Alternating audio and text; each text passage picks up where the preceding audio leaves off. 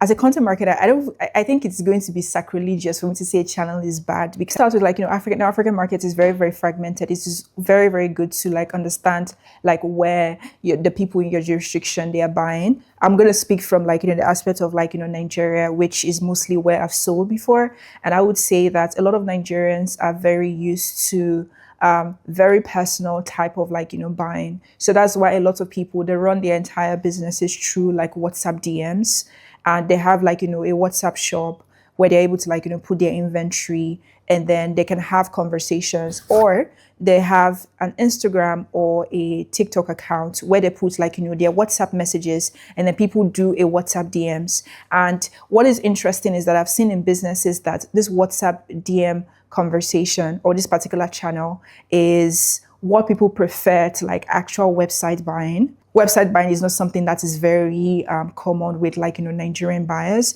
You see a lot of it, and it's good to have it in terms of like credibility, in terms of like SEO, in terms of like Google recognizing your business, which will help you in the long run. But you want to make sure that you are meeting people where they are. You want to make sure that people who are used to like informal buying are able to like get access to your business. So if you can manage that particular operations, make sure that WhatsApp DMs are something that you're doing. And I've mentioned this before, but this is like Instagram and TikTok, especially if you have like an e-commerce store, you're selling like, products that, everyday citizens are using every day. You want to make sure that you're on Instagram and you're in TikTok, which is like the biggest places where people are shopping these days for their day-to-day products. And which means that you're putting your content out there for them to be able to purchase from you. In terms of like, a bad channel, as a content marketer, I think it's going to be sacrilegious for me to say a channel is bad because I feel like all channels, even the unpopular ones, have their use